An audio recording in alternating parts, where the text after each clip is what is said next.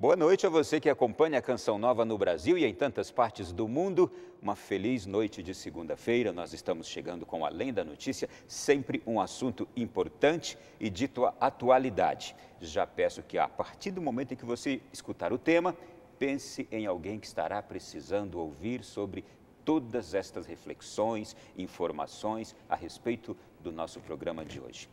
O tema, portanto, antecipo, é depressão. Muitos chamam-na de a doença do século e neste início de novo milênio, também deste momento.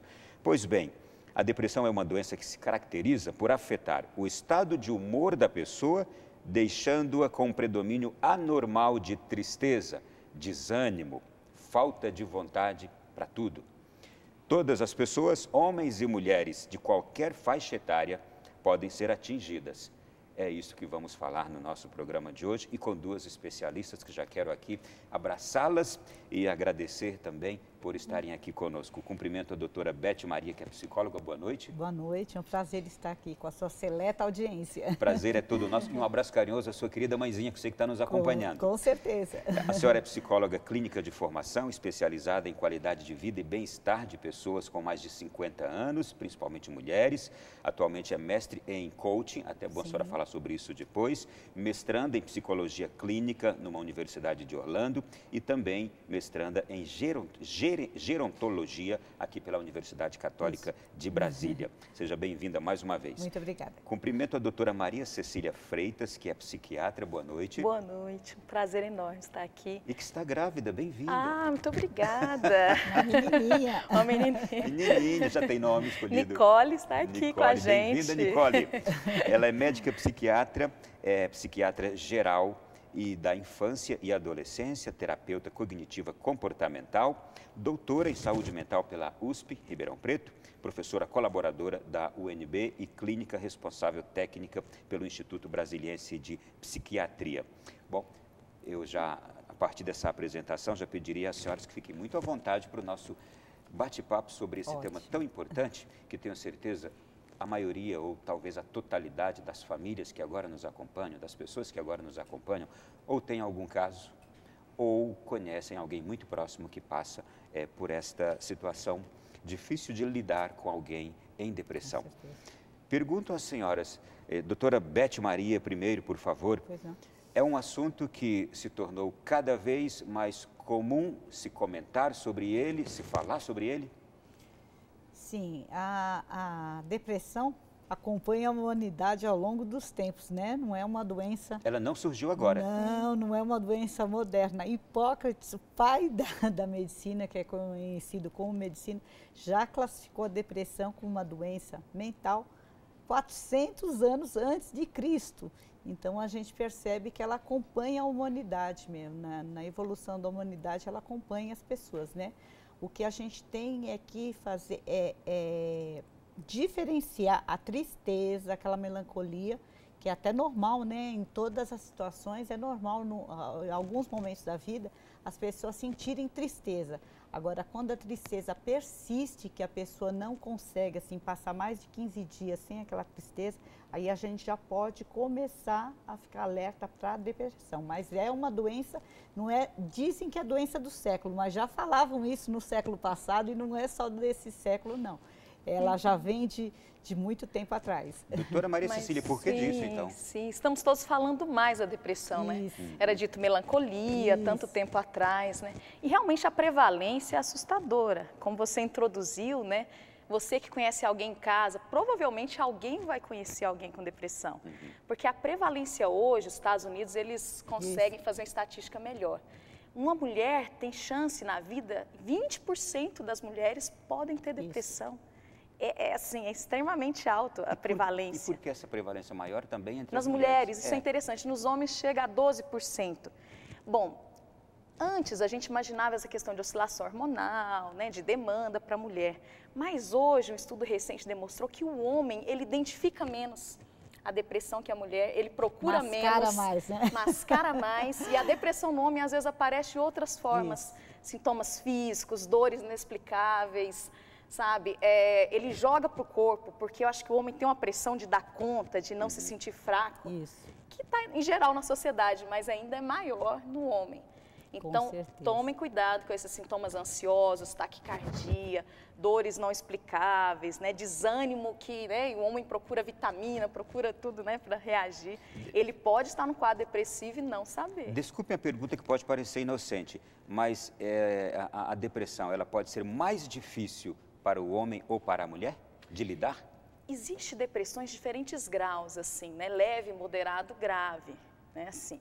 Existem tanto para o homem quanto para a mulher. Eu tenho graus diferentes, né? A questão do homem é que ele, até é engraçado que tem muitos estudos assim com o homem que se separa, que ele deprime mais. Aparentemente o homem tem menos suporte emocional, isso que a mulher às vezes tem de encontrar uma amiga, desabafar, de se abrir. Então, para o homem, às vezes o impacto é muito grande, o homem se mata mais depois da separação, por exemplo.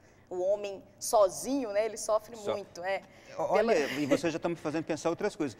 Seria por isso que o homem vai mais para o alcoolismo, que o homem vai mais para a rua? Uma forma de tratamento. Mas a mulher tem outras vertentes que, né, que a gente, quando a gente pensa, como ela falou na prevalência que é uma conta de 20% da população mundial. Né? Uma a cada 5 mulheres pode correr o risco de desenvolver ou de ter, em alguma fase da vida, um episódio ou vários episódios, né? Como é uma doença crônica, que ela é uma doença cíclica, que ela vai e volta, não é uma vez só, principalmente nas fases da mulher, né? De mais oscilação hormonal, como um parto, a própria síndrome da tensão pré-menstrual, aquela coisa, todo mês ela desenvolve naqueles dias, como se fosse uma mini depressão ali, algumas que têm a depressão pós-parto, né, que a gente também tem que considerar, e a menopausa, meu amigo, que é a crise da meia-idade nas mulheres que bate de uma forma muito diferente para os homens, porque a mulher é muito mais voltada desde a educação dela, né, em prol da família, de criar os filhos. Então, eu tenho visto muitos casos de mulheres mais 50 que aconteceram. A vida inteira elas viveram em função da família, de criar os filhos, de dar esse suporte familiar para o marido todo. E muitas vezes tem aumentado muito o número de divórcios também, isso aí tem prejudicado demais, porque a mulher se vê naquela fase que é a síndrome do ninho vazio, né? Os filhos saem de casa, a menopausa batendo a porta, que é aquela insatisfação que ela não sabe o que faz, e muitas vezes ela está nesse conflito de relacionamento, ou com crise no próprio relacionamento, ou uma separação. Então, tem muitos casos de depressão em que a mulher realmente fica muito vulnerável, muito fragilizada, assim, perde o brilho no olho, realmente. Vocês estão nos fazendo perceber aqui uma outra vertente também, que é esse aspecto da idade, a incidência maior também da depressão, ela vem nessa idade já mais avançada? Vocês diriam isso também por causa de fatores como esse, no caso da mulher, de fatores como esse? Poderia se dizer isso? O que eu percebo... Você quer começar? Sim, fica à vontade. Mas O que eu percebo é que o primeiro episódio de depressão, pelo menos a maioria dos casos que eu peguei, as pessoas tiveram algum episódio de depressão na vida entre os 20 e os 40. Perfeito. E a prevalência é essa. Adulto jovem é mais frequente. Alguns não procuram tratamento nessa época, mas o adulto jovem... Porque depressão somatória tem uma tendência também, né? Tem uma tendência genética. Sim, e a interação, história familiar, a interação com o ambiente vai moldando. Tem criança que tem depressão.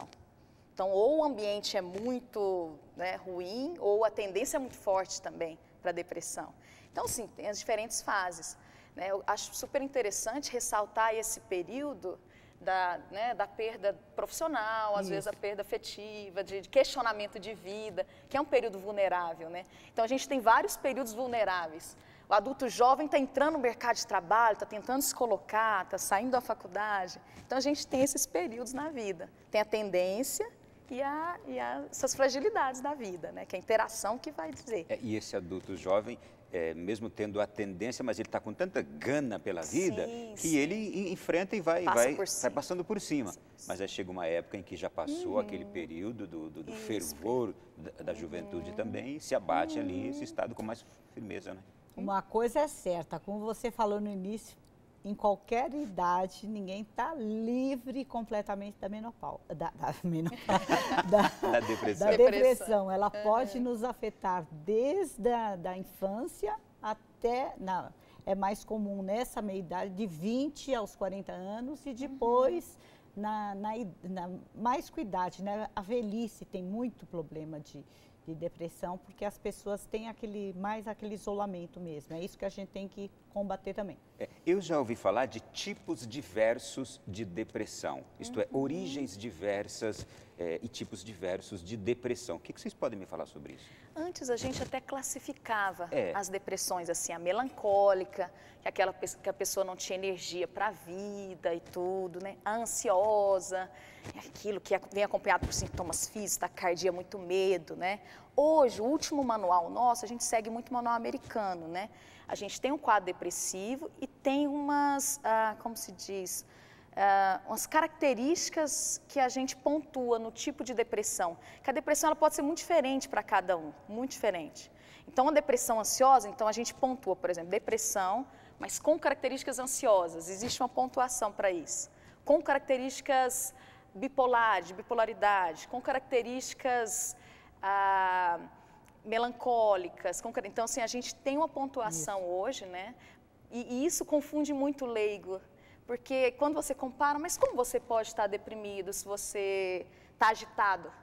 Existe uma depressão agitada. Isso. Né? Que o indivíduo fica... Atípica, né? Atípica, existe depressão. Existem na depressão pessoas que perdem peso. Na depressão atípica existe essa pontuação, com depressão atípica. Pessoa que dorme muito e engorda. Isso. Outros perdem peso, que é o mais comum, e tem insônia. Então, manifesta de formas diferentes. Eu acho interessante essas classificações. Não é tão cindido, não, assim, hoje. Tipo, sua depressão é essa. É tudo depressão, só que tem algumas características a mais ali, a menos, né, para cada um. E como elas são em graus diferentes também, né, dependendo da pessoa, tem um grau leve, né, aquelas pessoas que nem percebem que estão deprimidas, é uma fase da vida, um período, um momento mais conturbado que eu estou passando e vai passar e nem procura médico, nem toma medicação ou procura qualquer tipo de ajuda. Temos aquela mais moderada, que aí já tem os sintomas, e a mais severa, realmente, que aí é mais preocupante, que é percebido não só pela pessoa, como pelos outros que estão à volta. E como cada pessoa reage de um jeito, né? O que a gente tem muito também, ultimamente, é como a gente leva uma vida muito corrida, estressada, muita informação, né?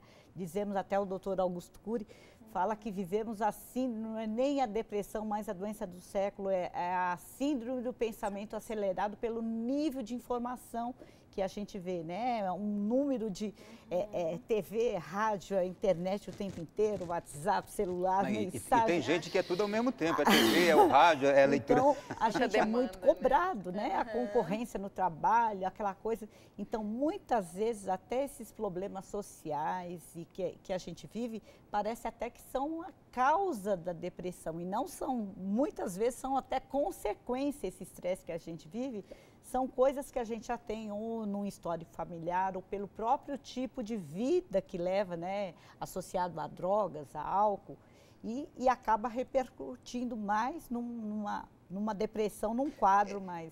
E quando a gente ouvia falar no final do século passado, a doença do século, que veio para cá também neste novo século, quando a gente ouvia falar isso, é porque a incidência, de fato, devido a esse estilo de vida pós-moderno, a incidência aumentou. Seria isto. Nós temos hoje mais casos, a senhora disse que desde quando a humanidade já tinha. Mas agora nós temos em maior, podemos dizer isso, temos em maior incidência mesmo. Nós temos um aumento de prevalência que aí se questiona se a gente tem feito mais diagnóstico, Porque imagina, gente, Sempre tem na época da né? nossa... tem sempre esse questionamento. Na minha avó, se ela deprimiu, alguém falou, você está deprimida, vamos fazer um tratamento? Não. Até porque tinha muito estigma, né? Aquele negócio de transtorno mental, de ser considerado como procurar um psiquiatra antes era algo muito, né, assim, pesado, né? Para louco, não, né? Até hoje. Psiquiatra antes era para louco, não era? Sim, até hoje tem paciente que fala, não acredito que eu estou aqui. Eu não acredito que eu estou aqui. A resistência é mais ao diagnóstico, às vezes, do que ao próprio tratamento. E a gente percebe isso que você me falou, me lembrei de algumas pesquisas que eu tenho lido, que a incidência ainda a gente percebe que é maior, muito maior no Sudeste, por exemplo, porque tem um maior número de psiquiatras, de profissionais acompanhando. Né? Quando a pessoa tem uma menor escolaridade, um baixo índice de escolaridade, está lá no Norte, no menor Nordeste, acesso aos médicos. Não vai pensar, até porque é mais, às vezes, uma questão de sobrevivência da dificuldade da vida, não vai pensar que está deprimido por uma doença, né? Vai achar que é a dificuldade mesmo no dia a dia ali. Não dá nem para falar, estou deprimido. Sim. Agora, com certeza, essa demanda que você coloca, por exemplo, hoje, o nosso cérebro ele não evoluiu tanto, né? A ponto de, por exemplo, hoje, nosso cérebro é para caçar, para sobreviver, né? Agora, imagina, você tem uma internet. Você tem informações, né, de todos os lados. Você tem que ser boa mãe, você tem que malhar. Como é que está seu inglês? Como é que está o seu desempenho profissional? Então é tão grande essa demanda para esse cérebro que está evoluindo muito mais lento. Então existe essa hipótese. Com o aumento da ansiedade junto com a depressão, né, vem com essa cobrança exagerada. Eu diria, o acesso ao conhecimento em geral, ele é positivíssimo, mas é muito exigente. Pode ser muito exigente. Nós vamos para o próximo bloco levar ainda essa continuidade aqui de papo e eu gostaria já de até trazer uma outra introdução para a gente tratar já, é que causou um grande estupor quando o padre Marcelo Rossi apareceu dizendo que estava com depressão. E como falamos agora para um grande público de pessoas religiosas, já vou deixar o desafio para as senhoras. Porque a depressão também entre religiosos não poderia acometer os religiosos, não é? A gente volta já falando sobre isso.